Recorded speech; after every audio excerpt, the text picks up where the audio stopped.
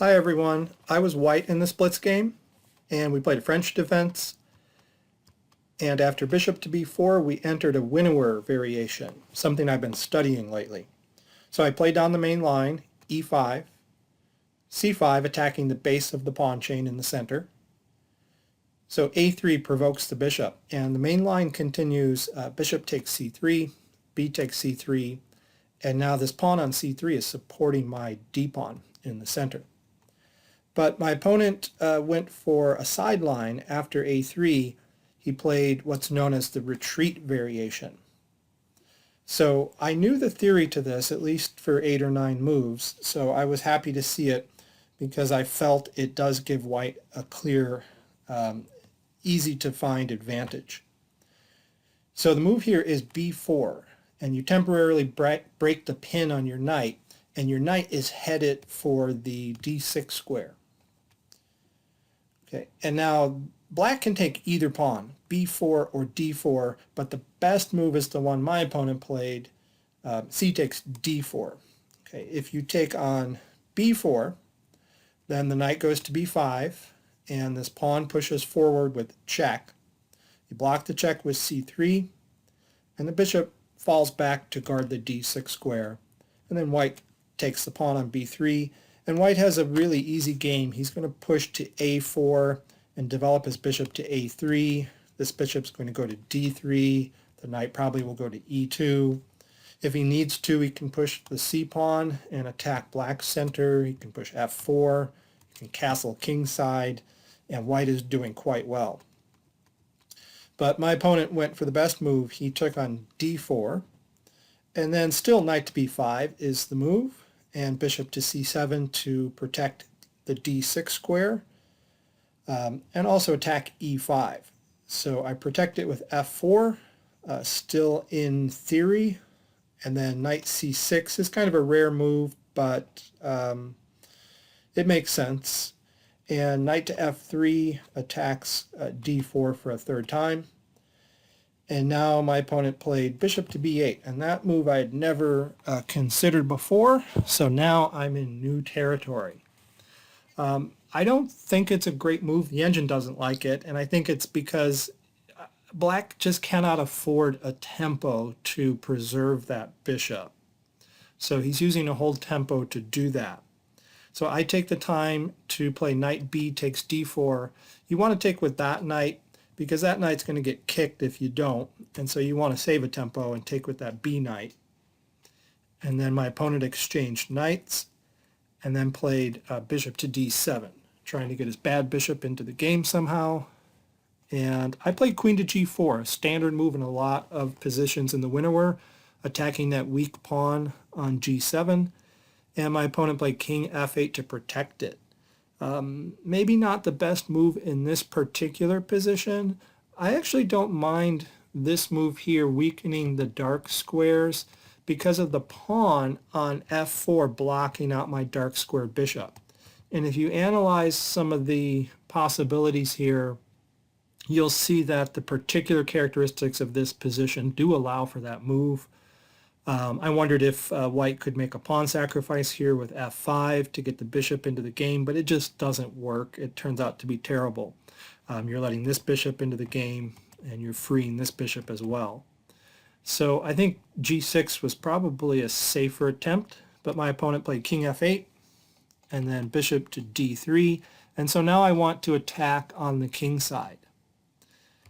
a6, a little bit slow. Okay, castles. So I have the idea of pushing the f-pawn at some point, opening up the f-file for my rook. Bishop to a7, attacking the knight on d4. I protect it while developing a piece. f5, attempting to close things down, but I don't want any closed lines here, so I take en passant. And then knight takes f6, develops the knight, hits the queen. Okay, and here I go wrong. The computer says I should just retreat the queen to g3 and not get into any complications and just continue my attack from there. And I have a sizable advantage. Let's see, the engine says, yeah, about +2 here in this position. Instead, the move I went for was knight takes e6 check, which is something you have to calculate. There's a lot of stuff hanging. These bishops are facing each other. That's a fork. It's a king and queen fork. Oops. And the knight is hanging. The queen is hanging. You've got to think of all the possibilities here.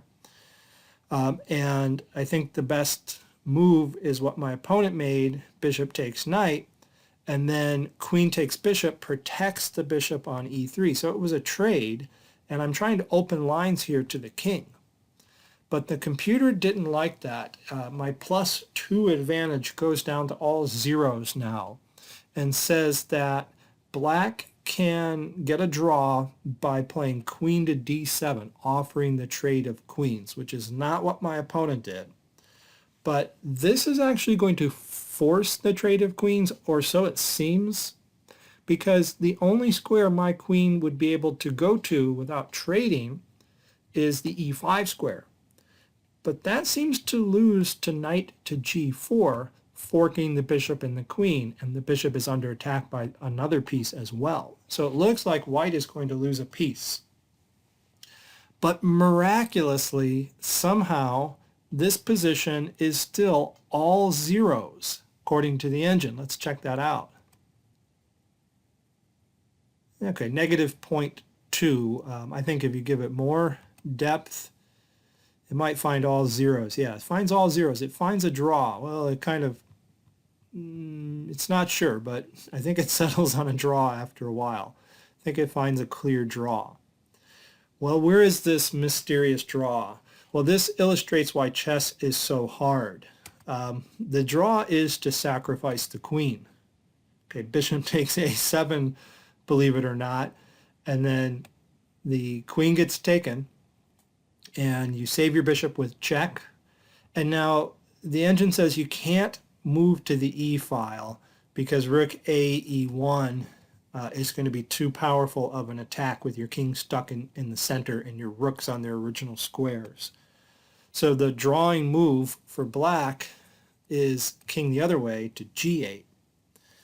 But then you take the knight and you just open up the f file for your rook, and that rook is not in the game. It's not playing a role here.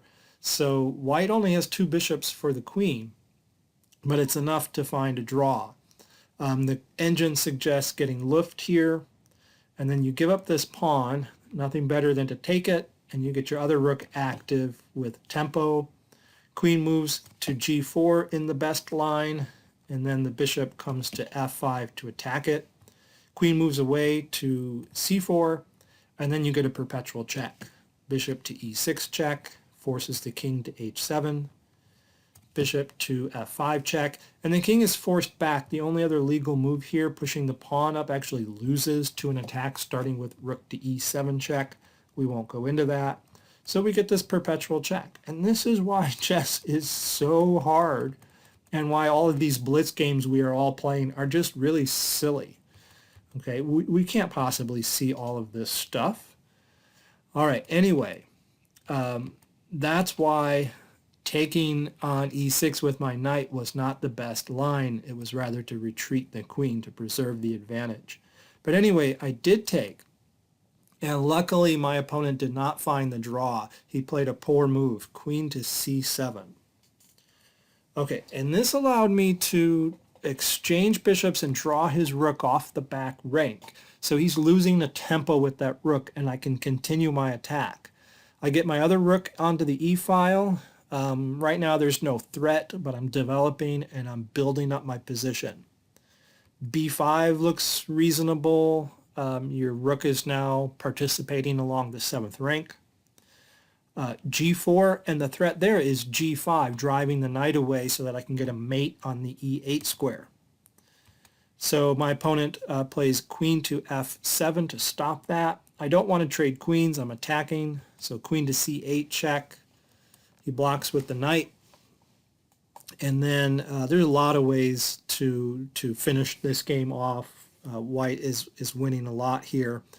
I tried rook to e5 with the intent of rook to f5, winning the queen.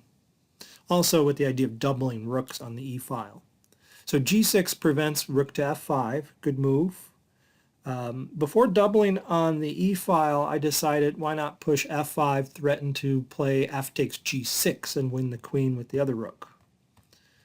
Okay, well, he pushes his pawn forward, and then I double the rooks.